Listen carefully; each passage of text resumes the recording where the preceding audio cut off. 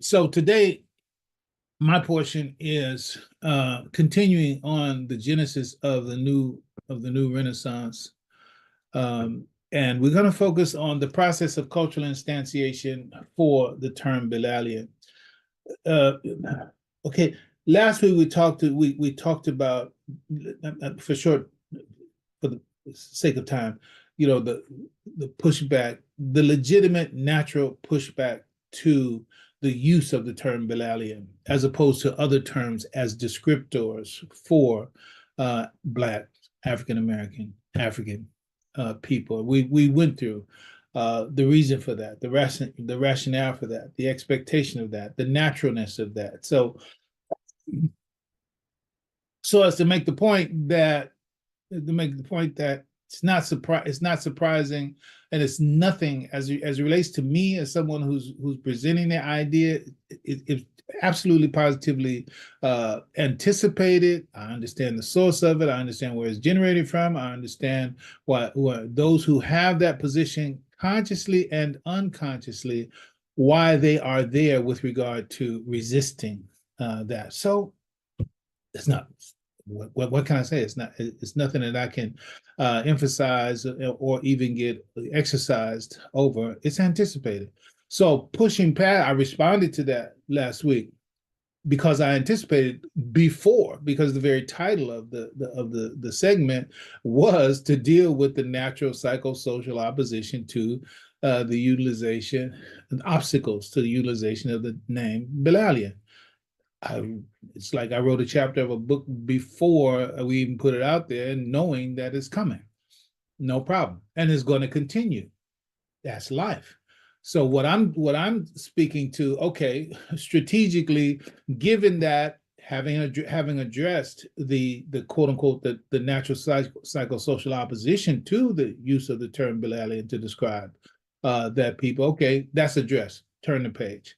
What page are we on now? Given that we're going forward, which I am, given that we're going forward with this, well, what is the process of cultural instantiation for the term Bilalian? That is, how do you get it done? How does a term, now in this case it's Bilalian, how does it get culturally instantiated? Because if you remember, and I'm going to avoid going back to those slides because if I look at the slides that are detailed, but okay, how does anything get culturally instantiated? There were three terms that stood out last week that you need to understand in the context. Oh, I'm going to say four.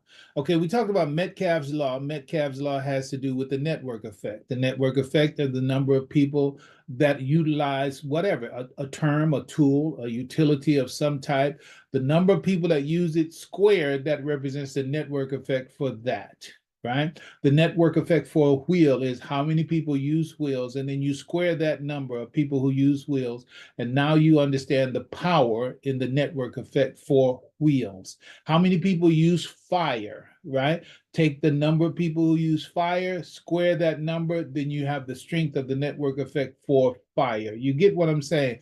So the same way with the term American. Let's say we wanted to rename this country, whatever. I'm not even going to imagine a name, but we wanted to change the name. Okay, well, the network effect for utilizing that name of the number of people in the world who use the term America for this geography, then you take that number and square it. And that's the network effect for the term America for this geography. Now, anything that comes in to compete with that as a name for this geography has to overcome the force and the power and the energy of the network effect of how America is used globally. So it's like, how likely is that? It's not likely. But look, when it comes to the term Bilalian as opposed to Black and African American and colored and Negro, what have you, the point is that these are 20th century, these are less than 100 years, all of them are less than 100 years old in terms of their utilization. As powerful as the network effect is for those terms are still new in the scheme of reality, in the scheme of labeling and defining. They are not unassailable, they're not undefeatable. And we've talked about all the reasons why especially the term black, in terms of that it does have to be defeated. It has its merit, it has its place, it has its contextual use. But listen to what is this conversation about? This conversation is about the universal solution, about the solution for the natural. This is not just responding to the politics of life. It's not just responding to the economics of life. It's not. No, this is as a people as a whole. It's like my name should not be a name that only reminds me of the worst aspects of my history. It should be a name that incorporates both the khair and the shar. The potential for excellence and the potential for harm, the things that I have faced and overcome, and the future that I have ahead of me based in my potential. And my label should be expressing not only my past. I'm not trying to deny that past, because I've overcome it. And also, not only that, it has made me, given me the energy, the potential, the capacity, the motivation, etc. It's like the bow and arrow. Just hit it real quick, inshallah. Bow and arrow. The more you hold a bow, the more you pull the bow string back, the farther it's gonna go. So the more you've been held back, and then when you finally get free, it's like, where you going? This is what we're talking about. So all the quote unquote the black history, that part of it, in terms of the degradation, the dehumanization, the humiliation, and all that part, yeah, that's black history.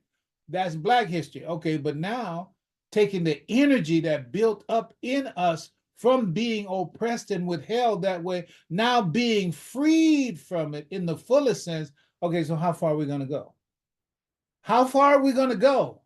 Who's going to go as far as we can go? How can anybody go as far as we can go, and they haven't been oppressed, withheld, and dehumanized and humiliated and held down for as long, and in the manner in which we've been? When we get free, who can go farther than we can go? And that's why we have to see beyond that. We have to see beyond that, because your future, our future is, that's where we're headed. So now, I'll come, and when and if I do ever get to this, that letting go of that arrow, and okay, so where does that go? Once you get the freedom we're talking about is the fullness of freedom. Your bodies have been freed for X number, whatever those years are, right? I need to get a number. What is it? 180, 280, 180? 18, whatever. Let's call it 180 for the sake of arithmetic. So it's like, okay, your body's been free. Now, what about the mind? And what about the spirit? Okay. And then that's the true freedom. And now that's how we get to the Genesis and the new Renaissance. So now what I'm speaking now, technically, about how this process takes place. All right. So the process of cultural instantiation, a formal pathway for the cultural instantiation of the term Bilalian as a name for African Americans. This pathway follows the key stages through which an idea becomes culturally established and integrated into individual consciousness and behavior. I know some of these words are words that we're not used to. So forgive me if I move a little fast, and I need to pull back on my concern about time right now and make sure that what I'm saying is clear. So what we're pointing out is, okay, this is how anything gets culturally instantiated. That anything. Here's the thing to know, brothers and sisters. It's like, you and I live in a culturally instantiated world. You and I live in a culturally instantiated. What is instantiated? Instantiated means established. Okay, it's established. So we talked about, and I moved away from Metcalfe's law. Here, go back to the other things. Cultural consensus trends. harmony of illusions, social consolidation, right? All these things mean, okay, they're just simply taken as givens. They have been absorbed at the unconscious level. This is what they are, so we don't even think about it. We don't even think about it. There's a book called The Silent Language by Hall, I think his name is. Either way, but if you take that title, The Silent Language, that's what it talks about. It talks about how there's so many things that we simply understand because of the way we've been acculturated. All right, and in acculturation and through acculturation, we absorb, let's say, by osmosis, what the right thing to do, what the wrong thing to do actually is. You don't do that. Somebody's shopping basket. Now that shopping basket is outside the grocery store. Anybody could have grabbed that basket, and anybody does when it's pulled off of that stack. But once you get into the store, that's my basket. That's her basket. You trying to get past them in the aisle, they blocking it. You don't touch nobody's basket to move it out the way. You hope that they see you and they move it themselves, because touching that basket is a personal contact. Okay, that's just one thing. You get onto an elevator. When you get on the elevator, you don't turn around and face everybody in the elevator. You turn around and you face the door in the elevator. If there's only one person in the elevator in the corner, you don't go over and stand closer to them, i.e., in the personal space. In there, ain't nobody there but you and them. It's like, come on now. There's a certain order that you already know. You ain't supposed to be this close. You ain't supposed to be facing this way. How do I know? Cultural instantiation, the silent language of the culture, etc. And there's so many things. Most of our life is lived unconsciously, and it's definitely that with our language. So again, that's another deeper story in terms of understanding that. So I'm saying, but those things went through a process of becoming culturally instantiated, because that became the at-large experience until it became a shared hallucination, a social consolidation, cultural consensus trance, and now it is, for those who are part of that culture, now it is in their unconscious makeup. So they automatically, unconsciously, instinctively, habitually do the right thing for the culture that they're in. We drive on the right side of the street. European cities drive on the left side of the street. All right, you don't go over there and start driving on the wrong side of the street. That's a problem, right? And so, and there are other things that therefore that go along with that. So just understand. So I'm saying Bilal and Bilalian, it's got the same how can path to follow.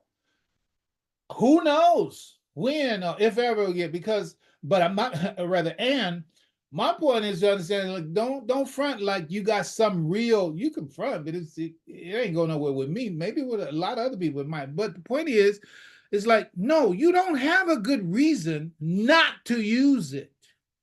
You don't. You don't have a good reason not to use it. Any reason that you have not you, but I'm saying also, it's like, man, what's the problem? You know, look, I understand that if the cultural instantiation and the network effect of the other terms are stronger in you, and why wouldn't they be? Why wouldn't they be? Because there's so many habits, things that we're used to.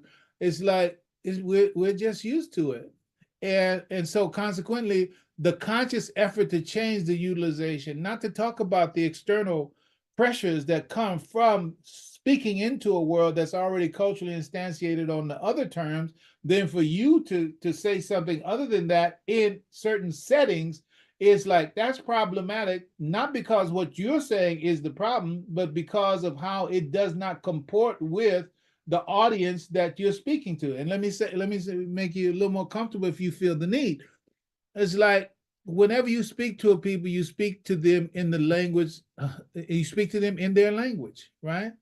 Now, if you want to educate somebody about a new term that you want to use, then you have to introduce it in a way that respects what they are already using as terminology. It's like you don't just throw a bolo, like a knockout punch. It's like, what the hell was that? What? No, it's all right. If you feel that you have the environment where I can introduce this here, or at least it needs to be introduced so that we can start moving in that direction, or at least they won't be unfamiliar with it. And some people, when they learn new things, one of the ways that they flex is by you taking that new thing to the next circle at their ends. And y'all don't know about Bilalian. I know about Bilalian. Y'all know about Bilalian? Boo. We do that. So you got to decide also if you can use that strategy as a revolutionary strategy to change, because this is revolutionary, absolutely. So this path follows the key stages through which an idea. See, it could be anything. It could be a shovel. It could be a wheelbarrow. It could be whatever. Flintstones. Whatever. Not Barney and Fred. I mean, literally Flintstones. What they do. The idea that becomes culturally established, right? The way that we fish, the way that we hunt, the way that we do that. Those things had to become culturally instantiated in those tribes because of the matters that I'm about to cover as we go on, but not about those particular utilities, but about the term Bilalian itself. Okay, last part of this sentence. It said the idea becomes culturally established and integrated into the individual consciousness and behavior. See, that's the thing. Until it gets into the individual consciousness and behavior, then it's not culturally instantiated. See, because the culture is in the people. The culture is not, the culture is projected through the structures and the artifacts and the elements, which we're about to mention, of a given culture. Like you go to Europe, you're going to see certain things that represent, quote unquote, the instantiated culture. You go to Africa, you got the same. You go to Asia, it's going to be the same. In America, it's the same.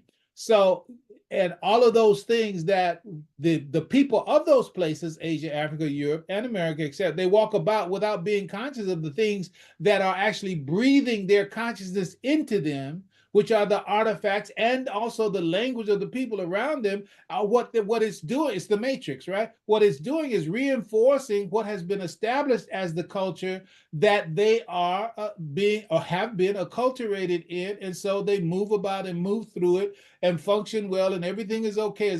And see, and that's the problem with the Black revolutionaries. It's like y'all a problem because y'all running up against what's been established, right? Y'all got to look up the mud seal doctrine. The mud seal doctrine. Look, your place is to be the foundation of everything else, so we can do our work. Keep your ass under the bottom, because we need to build our stuff on top of you. If you move, you're a problem for the whole structure. You're the foundation and we recognize that. And we think God made you to be the foundation for us. And if you get out of your place, we're going to kill you. Let's keep going. All right. So here's how this concept helps. We want to understand cultural instantiation. We need to listen, brother and sister, my Muslim brother and sister, do you really know what Allah subhanahu wa ta'ala is saying when he says, وَلْتَكُمْ مِنْكُمْ أُمَّةٍ يَدْعُونَ إِلَى الْخَيْرِ تَأْمَرُونَ بِالْمَعْرُوفِ وَتَنْهَوْنَ عَنِ الْمُنْكَرِ وَتُؤْمِنُونَ بِاللَّهِ أُولَٰئِكَ هُمُ الْمُفْلِحُونَ. Sadaqallahu al-Azim. Let there arise out of you an ummah. What do you think ummah means? Ummah means culture. Ummah means culture. You can fight that definition as much as you want to. You're not going to win. Not going to win. Ummah means culture, functionally. Okay? It is a place where what you want cultivated is cultivated. What do we want cultivated?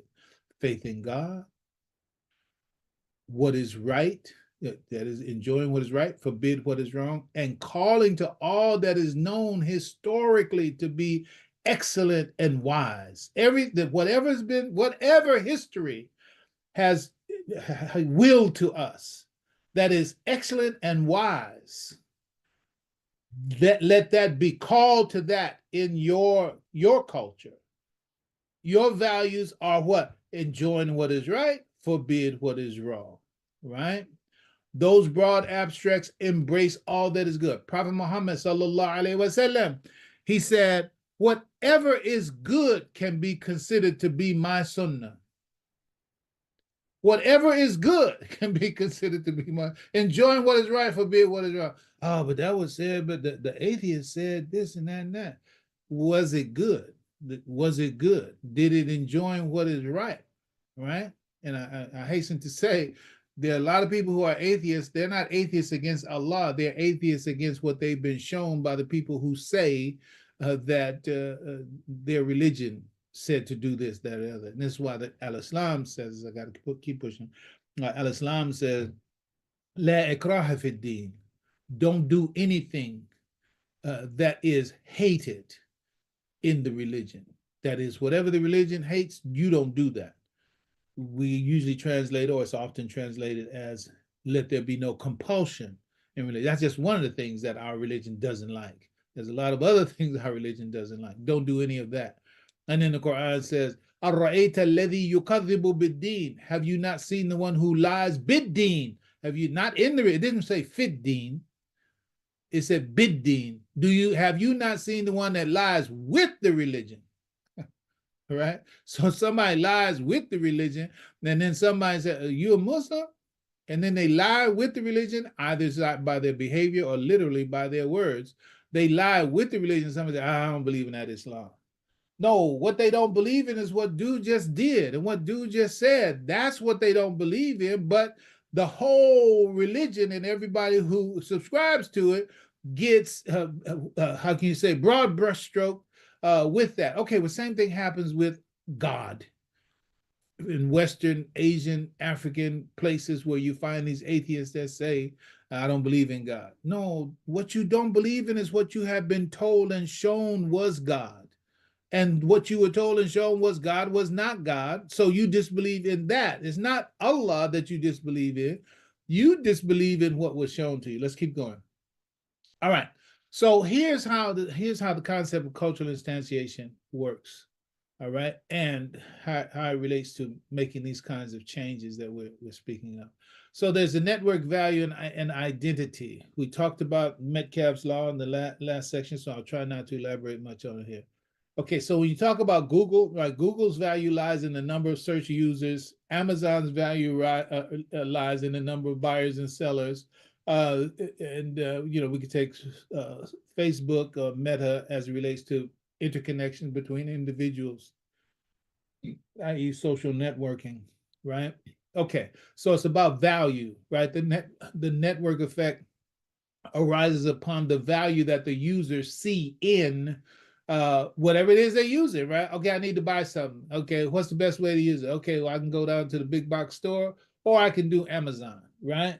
Amazon, okay, Amazon can get it to me overnight. Okay, I got some other stuff to do. I can make the order in the morning, comes tomorrow, I'll have it in hand. That's valuable. That's utility. Okay, so I'm going to do that. So that's utility and that's value, etc. Google, okay, I need to know this, I need to know that. Can I trust the information? Da, da, da. Google does that. That's utility. That's value, right? Okay, so when it comes to the social identity, like Bilalian, it grows by the number of people who adopt and use the name, right? So it's like I already talked about the natural resistance to the use of that name, but why? It's the switching cost, which is what we talked about last week. Switching cost. It's uncomfortable to use this term Bilalian. People don't know about that term Bilalian. Everybody ain't Muslims. Whatever the rationale is, and we did the whole history about what needs to be fixed in Negrosis and Negroes and the dehumiliated, or rather the humiliated people, dehumanized people, and what has to happen in order for them to be restored to a more natural human identity. That's the problem. That's the value that needs to be addressed, but I'm not going to stay there because we spent all the other time for that. So the point is, as more individuals identify with the term Bilalian, if you're with me, for the reasons that I just described. Okay, Google does what Google does, and so does Google answer that particular problem, solve that particular issue? Does it help the one who needs that kind of help? Then use Google. What about Amazon? Amazon does what Amazon does. Is it useful to the people who use it? Does it have that value? Does it accomplish what those people have need for? Okay, well then use Amazon. Same way with Facebook, etc. Okay, Bilalian. Okay, does it do what these people that have suffered what they have suffered and continue to suffer today because of the failure of identity? Then does Bilalian do it? And we've already said you put it to the test in whatever way, whatever. Comments, question, Fahim, X, Fahim, Y, Fahim, what's your reply to this? What's your reply to that? How come this? How come that? How does it do this? How does it do that? Hit me with something. Because I'm just gonna keep I'm gonna keep going. The tipping point. The tipping point. Major platforms like Amazon, Facebook reach critical mass, the tipping point where the network becomes dominant. We already talked about the wheel. We talked about fire. We talked about those elements that look that they're locked in. There's no way of overturning them because of their established value and the network effect. What does better than the wheel? What is there something that could be better than a wheel to do what the wheel does? What better than fire that can do what fire does? That again has access to everybody. Yeah, I know we got microwave ovens and what do you call it, air cookers and all that. But there are things that fire does that those can't do. But let's move on. For Bilalian to gain similar traction, it would require enough people and institutions to adopt the name, that is, that name as applied in the way that we're describing it, creating a cultural and social tipping point. Until this happens, it will remain a niche term, similar to Yahoo's position in the search engine ecosystem after Google's dominance. So Google is the big boy, and that's how it is. Yahoo is not going to displace Google. It's not going to happen. But Yahoo don't have to die, but it's never going to be on top of the hill as compared to Google. But the point is, and the reason being that Google does better at that, and it has a stronger network effect than Yahoo, and that's how it is in terms of Bilalian and all other terms that are being used. As long as those other terms are used more, they're always going to have that network effect. It doesn't make it right. It doesn't make it the best. It represents that it's the one that's most used, and so mashallah. Okay, so those terms being used, look at the conditions of the people that are being spoken of, and look and that are utilizing that term, and what about the conditions that those people are suffering from that need to be resolved? It's like, since we've already had it, so we've had them simultaneously. We've had those problems simultaneously with those terms, right? And so those terms don't solve it. Well, how does Bilalian solve it? Okay, we already talked about a little bit of history, but since I've posed the question for you, here it is. If you understand what Bilal as a term contains and the history and the potential, that's the past, how it relates to the past, the present, and the future, and how it satisfies the role of a name. The name has a labeling effect, but it also has a metaphysical, a spiritual, and even intellectual when you understand the content of the term and what it holds and the values that the word holds, in terms of all the attributes and qualities, etc., that are by that particular ancestor. Then that's what you emulate. That's what models for you being like that. You already have a history like it, and you already have a need in the present to be in such a way because of the fact that his post-slavery life and your post-slavery life, okay, people of African descent living in the Western Hemisphere, that's who the term Bilalian actually refers to, more so than living anywhere else.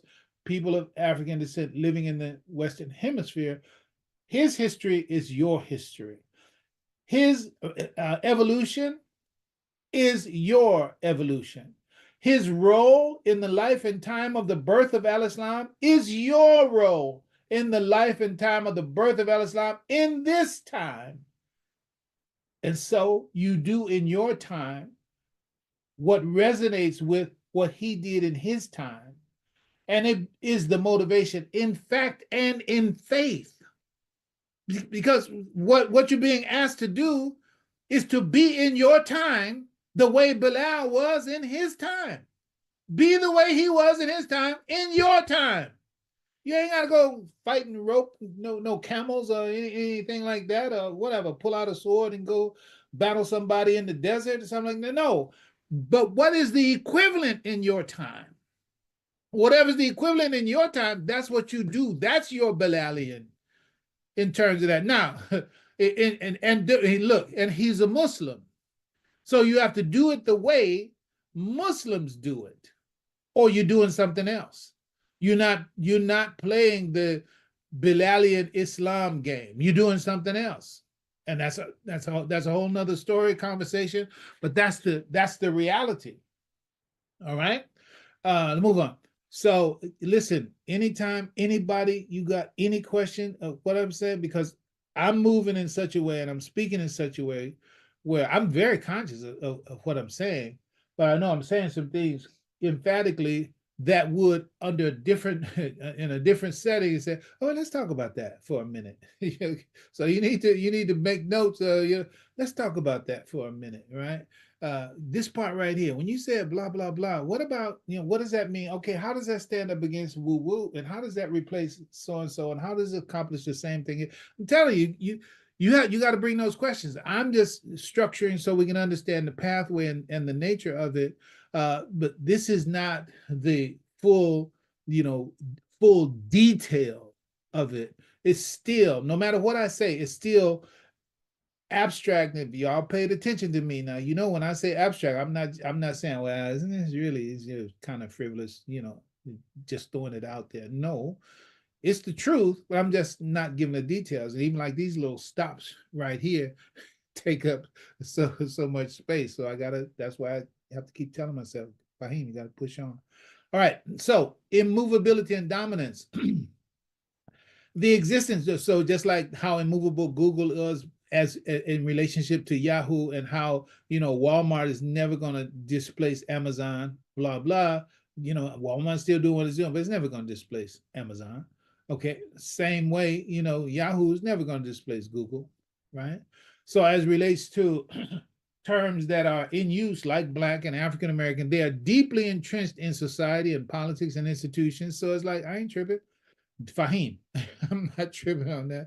Bilalian, as it stands right now, and I don't know for how long it will be, and I'm not setting the clock to it. It's going to be subordinate to Black and African American for a while, unless, or rather until, more of the other things, which on the next pages, let me just click and let you know there's something coming. Till on the next page we do some of those things and do them for years. You're not gonna see a full switch or a cultural instantiation of the term Bilalian, and I'm not looking for it, and I'm not thinking about that I'm gonna have to live long enough to see it established among our people. No, all this is how can you say, in a manner of speaking, a rock in the pond, right? So let the ripples begin. But if others join the rippling, inshallah, it can be increased. So in any case, the existing terms Black and African American are deeply entrenched in social, politics, and institutions. These terms have a significant cultural network effect. We've already talked about Metcalfe's law, the network effect. You should know what that is. If you don't, go back to last week's presentation. These terms have a significant cultural network effect, making them nearly immovable without a strong alternative gaining similar energy, because the use of it is where the energy for it comes from, right? So the energy of it is, what is the interest and what is the utilization of it and how many people are using it. So if people are not interested in it and people are not using it, then it has a weak network effect and is not going to overturn any of the other terms that are used for it, and such as it is, right? That's the nature of life and society and culture. This highlights the difficulty in shifting to Bilalian because the network effect of the current names is immense, with historical and cultural inertia behind them. So it's like, I have no interest in, I'm not gonna stop until everybody says Bilalian. No, I would put it out there, and it's true. And I invite any challenges to the truth of the natural, psychosocial, cultural instantiation matters that I'm discussing. I invite and welcome the challenge. It's helpful if your interest is getting the detail. So moving on. So creating the tribe, right? As the phrase to create a network is to create a tribe with your vibe suggests, for Bilalian to succeed, it would need a strong, appealing cultural foundation, a tribe of people who resonate with the identity and actively work to spread it. You have to identify with it and you have to actively work to spread it, or it's not going to displace any of those other terms. This requires intentional social engineering, education, and the formation of a new cultural network. Now, I have to switch up real quick right here. I'm going to play this piece. I'm going to play this. Yeah. I'm going to play this piece, and let me see what happens here. Where can I go? Excuse me. Need to check in. Okay, inshallah, this go live. You'll be able to hear this. I pray. Let's see. See if it's still in the frame. I don't think this is in the frame. Let's see. This is the greatest Jew joke. Okay, Tyson, can you see, what do you see on the screen right now? Example of esoteric. I see the links. Okay, so I need to stop sharing, going somewhere else. Y'all stay with me. I'm just going to do a different share right now. Okay. So I'm gonna let this set itself up, and then I'll talk about it when it comes. So listen up in the context of everything that we said so far. This is the greatest Jew joke I've ever heard. Can you hear the sound? You're not going to get it. Okay. Are you Jewish? Yeah. Okay, then you'll get it. The setup of the joke is it's a Jew joke. Sounds great. Two Gentile businessmen meet on the street. One of them says, "How's business?" The other one says, "Great." See, he gets it. He's Jewish, he gets it. Yeah. You're not, you don't. But I don't believe he got it. Oh, yeah, he got it. He got it. Can we find out? Yeah. Two Jews and how's business? Great. No, it's two Gentile businessmen. Oh, yeah, I don't. That's what's funny. I knew it. Yeah. If it's two Jews, then that's never going to be the answer. Yeah. Because they're going to be, no matter how business is, they're all going to complain. It's going to be fucking 20-minute reasons. Okay, you're just fucking saying it 2 seconds after he says it. Yeah. Isn't that interesting? Okay, I'm gonna go to another one next. But the point, the first point. Okay, wait. Okay, so that's a Bitcoin thing, so we'll leave that aside. But the idea, I hope you did get, is that Jews understand and they listen and see from a context that others, if you're not inside of their culture, it can be something right in your face. But if you're not a part of that culture, you don't get it and they get it. So there's so many things. I mean, we could elaborate on so many things from that point. You can elaborate on academically, economically, religiously, etc., because there's a silo of other people's. Well, everybody has their own culture. Everybody has, and sometimes most people don't know the culture of the ones that they're actually in communication with. But I can't elaborate on it right now. I just want us to understand how cultures get created and people live inside of those cultures and unconsciously, and that's really the power of a culture. Once it becomes unconscious for the individuals and they act in a way, that's the cultural consensus trance, and they act in a way that the culture expects them to act, then that is what you call cultural instantiation. So it's established. It's like that. You will naturally do what the culture that you are enculturated with, you'll naturally do it. Nobody has to tell you to do it. You will do it habitually. You'll do it unconsciously. You'll do it automatically. And you will also understand what is and is not a part of the culture that you are a part of.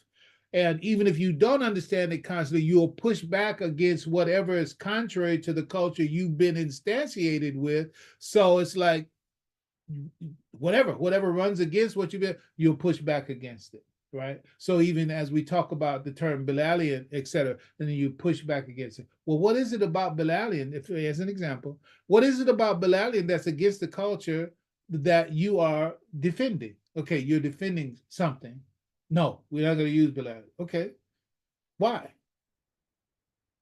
What is it against that you value? What is it? How does it not serve you, especially if you are a Bilalian? What is it that it does not serve? What is it that is about it that is not in your interest? What is it about it that contradicts your history, that contradicts your present, that contradicts your future, that doesn't support your rehumanization? It doesn't support your standing in faith. What? Right? So, but if you're pushing back, it's because you belong to a culture, unbeknownst to yourself, you belong to a culture that is against that. So you need to ask yourself, well, what culture is a part of? Here's the terminology. Here's a situation. Just listen to it. This is a rapper, Kevin Gates. He also, you have to see it somewhere else. Those of you who are skewed young enough to know Kevin Gates and Lil Durk and those folks. So he's a Muslim. By his declaration said, he's Muslim, but the Islam is not the big thing in what I'm saying right here. But just listen to what happens right here. I'm talking about some real texture. Hey, is up was in his life, is over the belt to his oversight. Is over the belt to his oversight. Yeah, to my right? No, it's my left. No, to the yeah. I'm talking about some real texture. Hey, is up was in his life, is over the belt to his oversight. Is over the belt to his oversight. Yeah, to my right? No, it's my left. No, to the yeah. I'm talking about some real texture. Hey, all right. So over the belt to his oversight. Is over the belt to his oversight. Yeah, to my right? No, it's my left. No, to the I'm gonna kill that off. Okay, so I'm gonna go back to the other share now. So, all right. So in both of those, I'm talking about cultural instantiation. I'm talking about tribes. I'm talking about how things get established in the unconscious makeup, because that's where it has to go in order for it to really be instantiated. If it's only on the top of so you're only conscious, you only know it consciously and act it consciously, it's not instantiated. But I'm not going to stay there. So the Jew joke had to do with, look, if you've been raised among Jews, you've been acculturated among Jews, then you understand the difference between you and other people. And in consequence of that, you can communicate with each other in a way that others cannot communicate, because you share the acculturation, the inculturation. You share also, therefore, the language.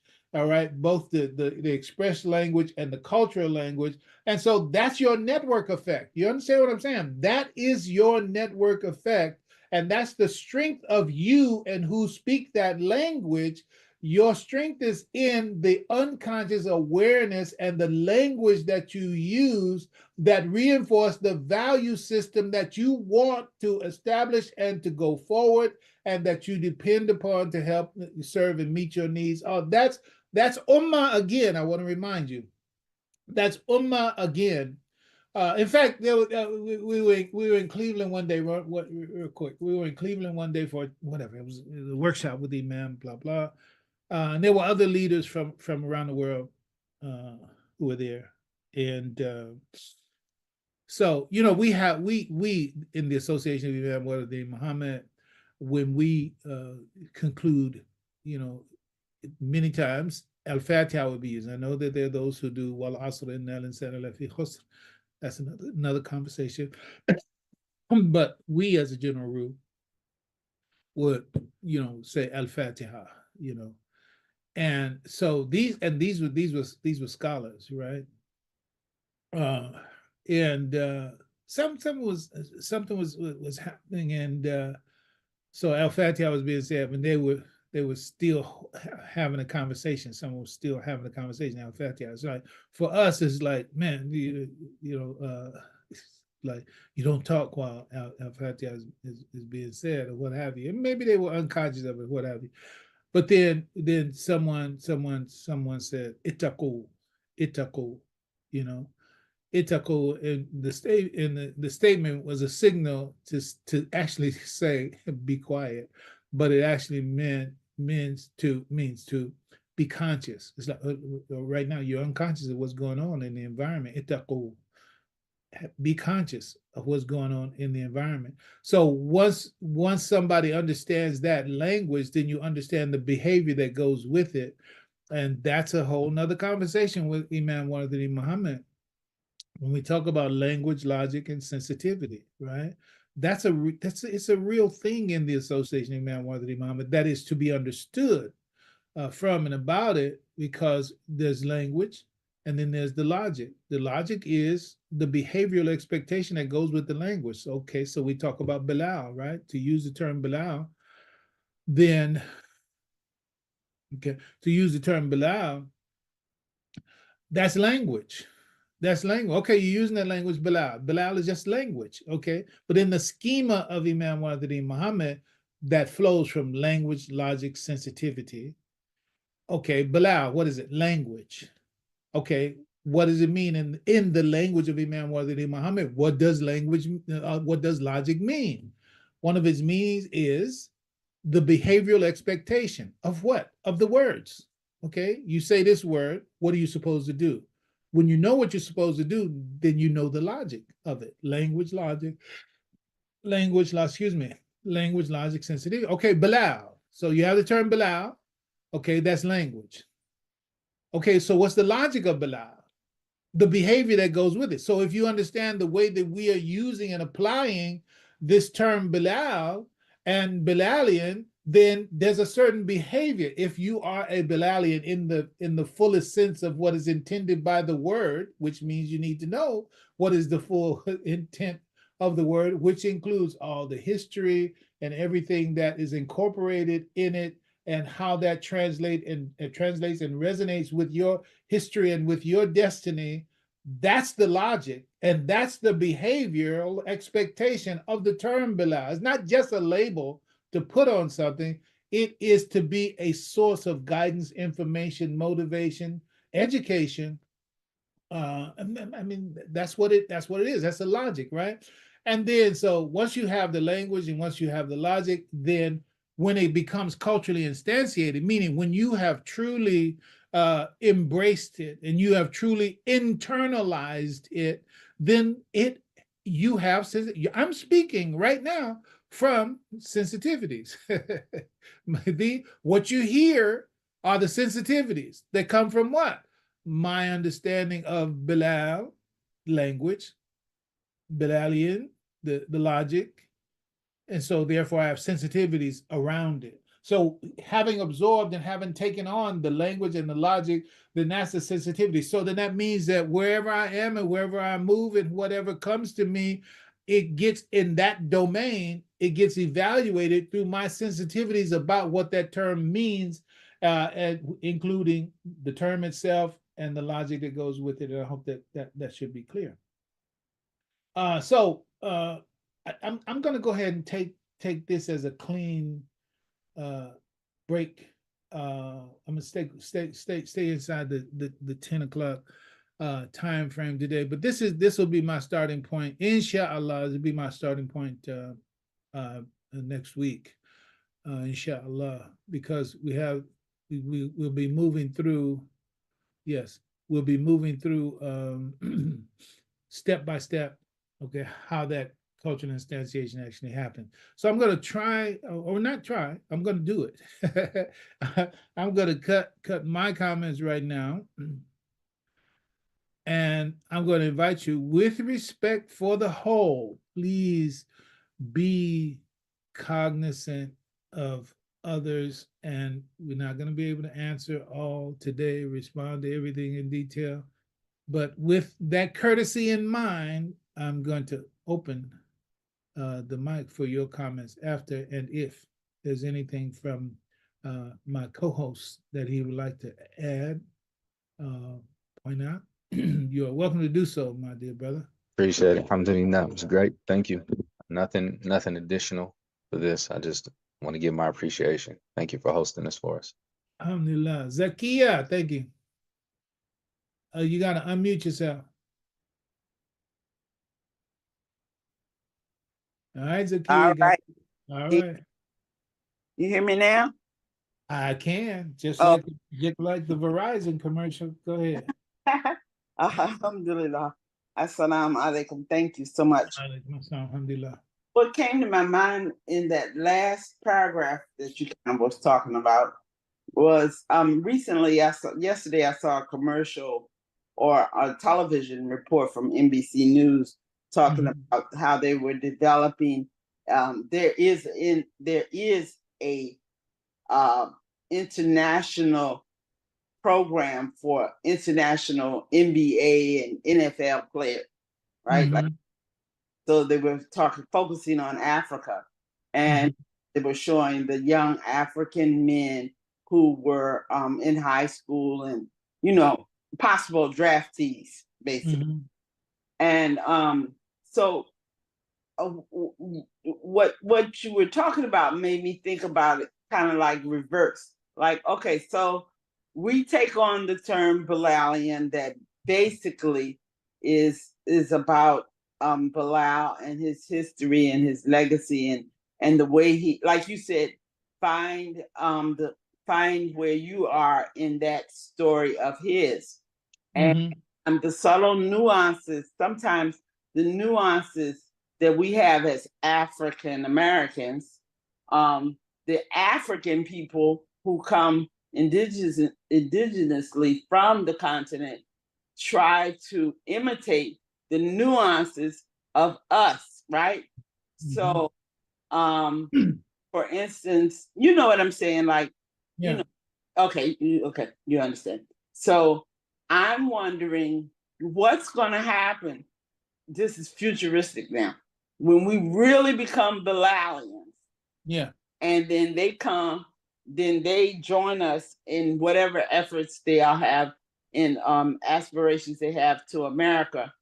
What will happen with them?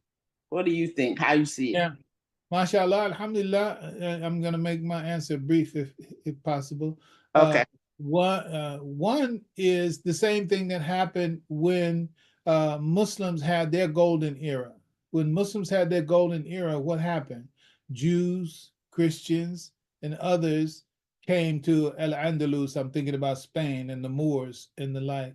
And they came and they enjoyed the benefit that culture provided for them to flourish in the environment that was created by the Moors. So it puts us in the same position to be able to be that kind of tree, to provide that kind of shade, and to provide that kind of nesting place for other birds, like us, that want to realize from their humanity what the miracle of our life and history actually represents. Look where these people came from. Look at what they are, and look at the ideology and the knowledge that put them in that position.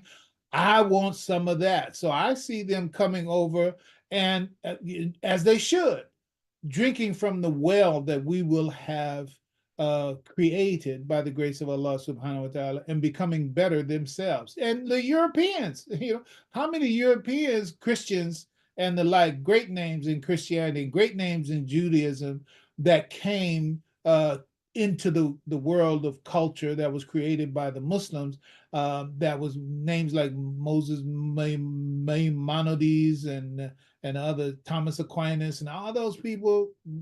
When they came up among the Muslims who flourished in the naturalness of their humanity, they got their greatness evolved for them. So that's what's going to happen in my view When we come into our greatness and become a powerful attraction for that, then they're going to come so they can realize their own greatness.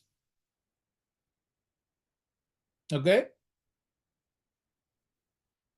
All right, I'm going to consider that you are out. Come on now, speak up. We're going to be shutting down in a Yes, bit. great. Like having a double whammy. They'll be doubly great. We'll be Oh, like man. great. Yeah. Oh, man. Come on. It's Joseph and his brothers. That's what it is. Wow. Yeah. Mhm. Yeah. Okay. Thank you so much. Thank you. Yeah. All right. Assalamu alaikum, Imam. Alaikum assalam, man. Yeah, I'd like to follow back on what Sister Zakia was saying, sort of in this frame of the benefit of being Bilalian, Mm-hmm. the benefit to the world. Yes. What being Bilalian has to offer the world in terms of language. Okay. Yeah.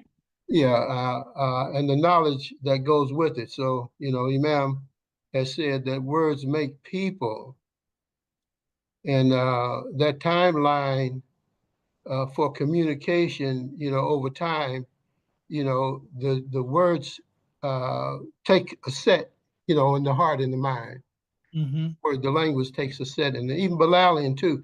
But it seems to me that that has already happened because we parallel Bilalian with Imam Muhammad and his language and its effect that it has had on the world and for us too. So it seems like it has already happened, but it just has not come to the consciousness Yes. of the world Yes. in full. Even for us, we're still grasping that those benefits when we parallel. So astronomical. I'm questioning because I know you study. So astronomically, what would be the analogy for this state? The analogy for this state, Yeah, the state that you just described.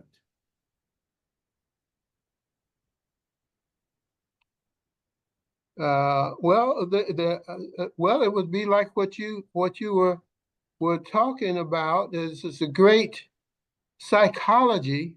No, I want a natural phenomenon. Oh, the natural phenomena. Uh-huh. Okay, it's not coming to mind right now. Oh, I have to think about it. You gonna fall out your seat. You already know. I probably do. You do. You said it many times. Fajr. Okay. This is Fajr. This is the dawn. Okay. Oh yeah. Yes. Yeah, I knew it. I knew you could. Yeah. Well, let me. I don't want to take up the time, but I know Imam. Well, I was listening to one of the Savior Days events. The Imam Muhammad was talking, and he used the word sublimation. Okay. He used that word sublimation, and he was doing the analyses of the transition from the Nation of Islam to, I guess, his leadership. And he used that term, and so I've been looking at the term sublimation. Yes. And it's rooted in sublime. Yes. To be sublime, and Yes. that means to elevate to a higher degree of moral and spiritual purity and excellence. Allahu Akbar. So that's part of the process, and it definitely goes from the transition of the Fajr from darkness to light. Yeah. The breaking and the opening, and actually, everything coming to the conscious mind. Yes. Where you can see its form, colors, and shapes, and everything as they are. Yes. Mm-hmm.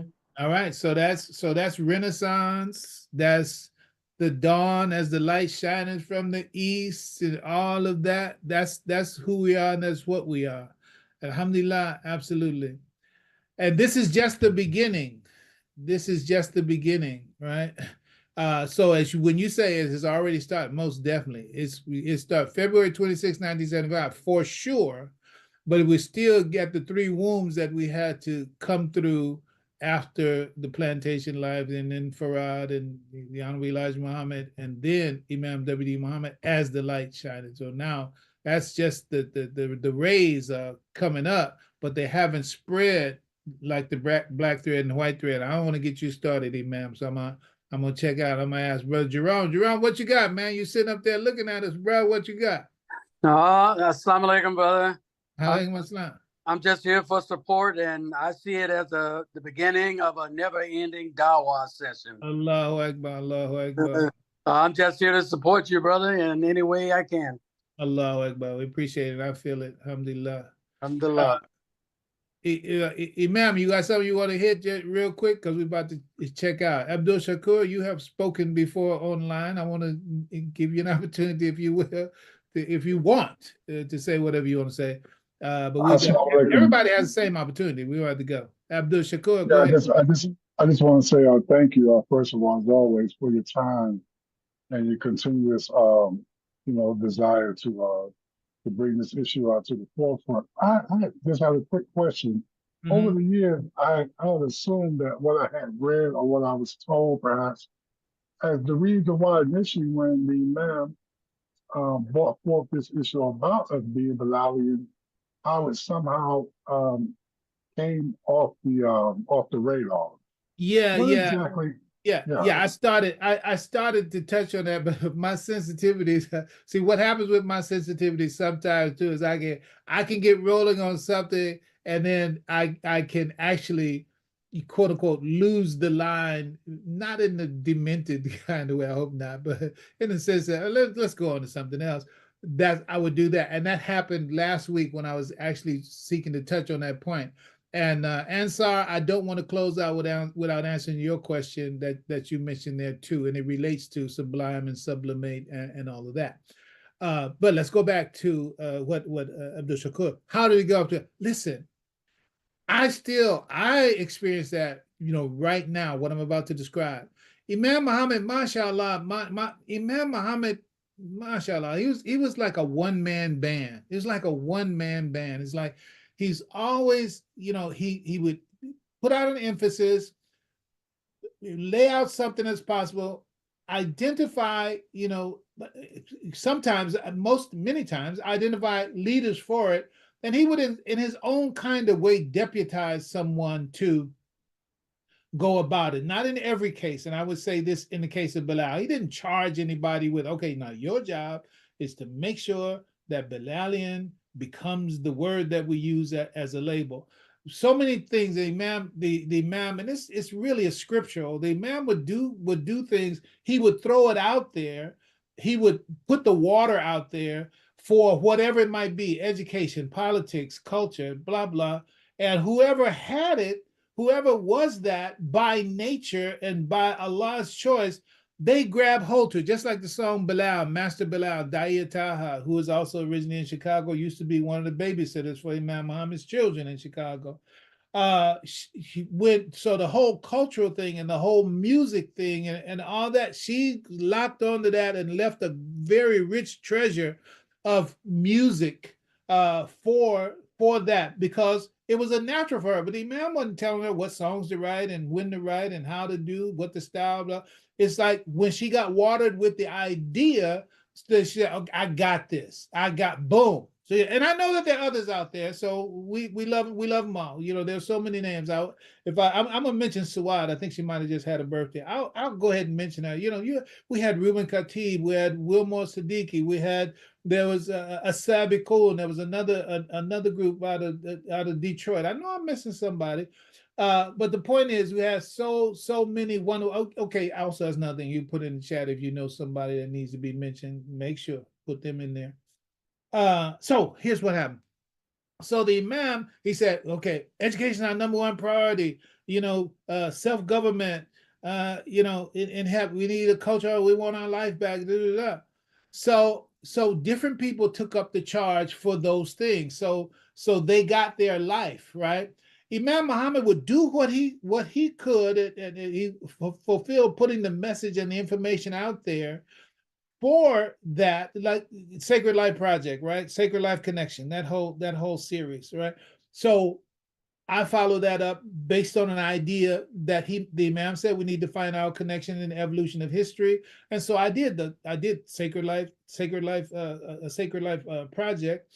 That's like 24 subject matter, blah blah, for that whole history, a part of which some of which you've heard since we've been talking in these series. But the point is, then the Imam moves on. The Imam moves on at each different period of time. There was a critical thing. So when you look at Imam Muhammad 75 to 85, you look at Imam from 85 to 95, you look at Imam from 95 to 205, and the things that he emphasized, he never gave up on the things that he would say. He said, I can't stay here. Somebody else has got to do that. I need to move on to the next subject of emphasis. In order for us to be a whole people, we're going to need this and this and this and this. Now, I'm going to put out here as much of the abstract, quote unquote, and I mean that truth without details, that I'm going to put the motivation and desire and the invitation to somebody get into this, somebody get into that, somebody get into this, somebody get into that. That's what he would do. I ain't got time, Imam. I ain't got time to do the details. And if y'all won't pick it up, you remember I picked up the American flag, New World Patriotism Day. Where the New World Patriotism thing's going on right now, especially in nowadays the way it is, right?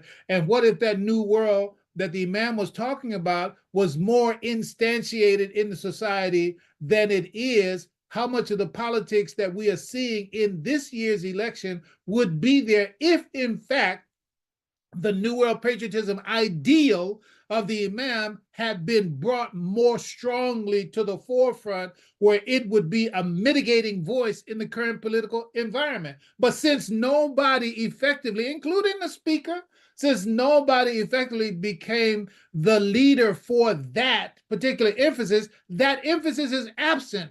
Is it dead? Is it like the Imam moved away from that? Man, y'all can get me cussing in a minute. The Imam didn't move away from it. He said, damn, I can't do everything.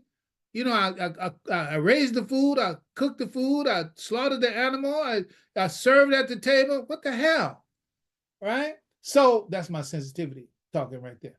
So in terms of Bilal and Bilalian, it falls into that same category.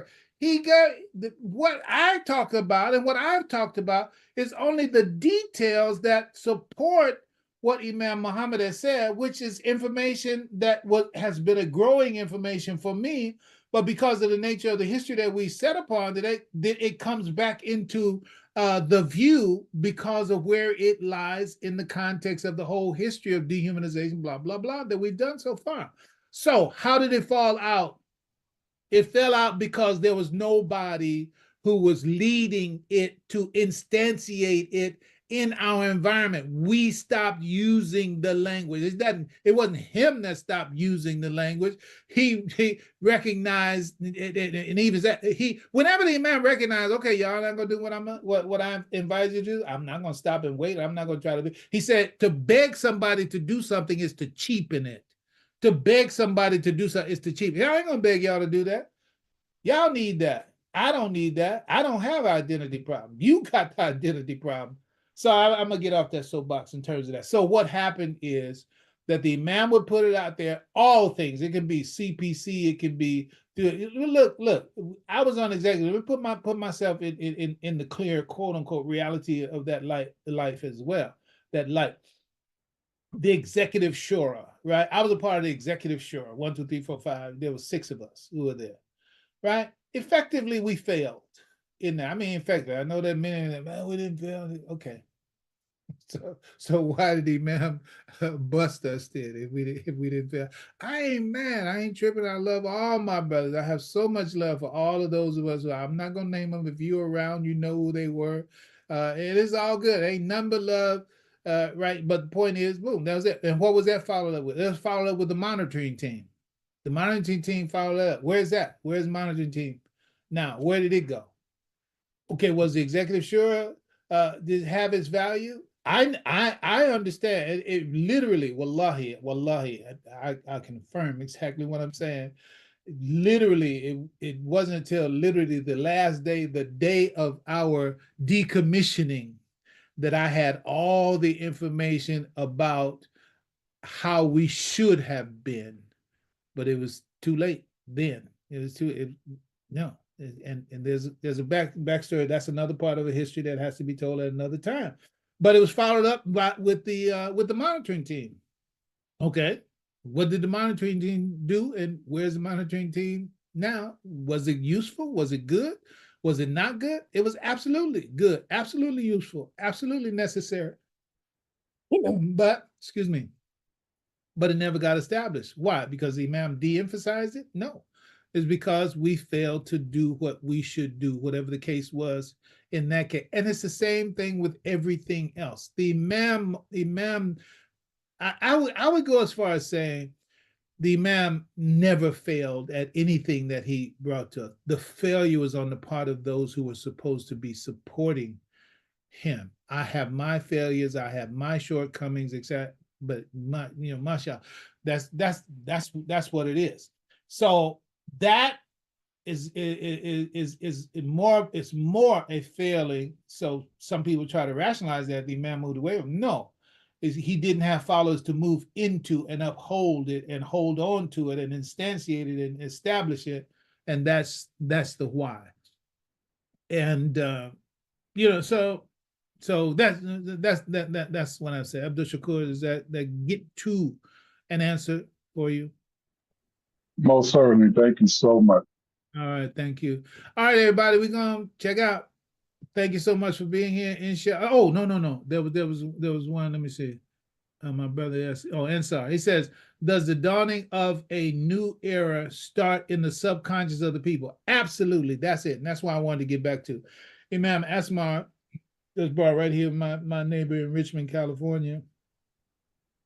So y'all know when I say Imam Muhammad, you know this Imam Asmar, very studious, committed, seeker, talib. So we talk about sublimation and sublime. So we talk about sublimation. So the process of something becoming sublime, right? And of course, we know how language goes up and down. They're positive and they're, how can you say, they're positive and they're negative. But when I say negative, I don't mean harmful in this case, meaning there's a plus to sublimation, meaning going up, which he just gave us. But then there's also sublimation. When something is sublimated, it's down, right? So then the other idea, the other idea that's connected with that is subliminal, right? Subliminal. You got sublimation, sublime, subliminal, so that's subliminal, but the similarity and the connection between the phonetics is critical, which the Imam said that's where you get enlightenment from. Okay, so subliminal is in the subconscious makeup. So the question is, does the dawning of a new era start in the subconscious? Absolutely, positively, that is where it starts. In fact, that's where we all start. There's what you call, between the ages of 0 and 6, that's called the hypnagogic state. That's that natural born human beings. We all go through a stage, what is called the hypnagogic state, from 0 to 6 years old, round figures, where we think those are conscious human beings. They're not conscious. All of that is, I don't care. They're walking, they're running, they're laughing, they're talking. They're saying, "Mama, I'm hungry. I want some water." These are not conscious human beings. They are in the hypnagogic state. They are the key function of ages 0 to 6 is to download. So that's how the culture gets into the human beings of any environment. Allah puts us in a state where we are like that clay, and all of the stuff is absorbed. We don't have to learn it consciously. We learn it unconsciously. Okay, so it is. So it is with this new knowledge that we are, and at some point in time, as you come into the knowledge, you come into it as a baby. So you have absorbed it. Like we can literally take like the first 5 or 6 years of Imam Muhammad's leadership as the new people being in a hypnagogic state, meaning that there were things that he was putting into us, things that we were absorbing because we were like children. Farad called us a baby nation. we were absorbing unconsciously so many other things that the Imam said. And as we grew, we became more conscious of it. So the point is that the dawn, yes, it has to be embedded in the subconscious makeup to the extent that we absorb and accept in our subconscious makeup what's being given to us. Words make people, man is mind, woman is womb of mind. All of those that kind of early language that got put into us, then that is what fostered and that's what fed the dawn. And as we became more and more capable of understanding more and more of the vocabulary of the Imam, then the more of that consciousness and the more of the dawning of that in our minds consciously, where they became part of our deliberate usage, that dawning. But even that's also layered, right? So there's so much to it. So let's see what else. Imam Habib said the importance of emphasis on planting the seeds was, and has produced fruit. Alhamdulillah, absolutely. That's correct. All right. What comes next? What comes next from 7 years forward? And he said, painful truths, Imam. Yeah, mashallah. But what don't kill you make you stronger. It's good, right? Okay. That is it's very important. I'm going to leave that 7-year question. Really, literally. Oh, you're talking about for the young people or for the babies. Okay, that's fine. Okay, yeah. So here's language. That's the answer. Ansar. What state comes next from 7 years forward? Okay, just make a note of this. I'm gonna keep going. IMS. Use those acronyms. Imprinting, modeling, socializing. Imprinting, modeling, socializing. These are the 3 phases to human maturity, right? One of the 3, so as to understand it. There's many, many 3s, so don't trip. So the idea, imprinting, is that hypnagogic state that I was talking about. So that literally goes on. There's an overlap between each one of these. 0 to 7 is the imprinting phase. So that includes the hypnagogic state. The word infant is from the French word enfance, which means without speech. Without speech. That's what infant means, without speech. But as soon as speech stabilizes, meaning that, yeah, the child uses speech, but it's not stable from 0 to 6. Usually around 7 years old, speech gets stabilized. And that means that it is truly a conscious tool that person is using. So they're no longer an infant. They are no longer without speech. They are literally using speech as a tool formally. So that's what moves them into the modeling phase. The modeling phase is from 8 to 14, right? The end of the imprinting phase is year 7. That's when speech is established. And then from 8 to 14 is the modeling phase, which is a phase where they're trying to learn the way things work, round figures.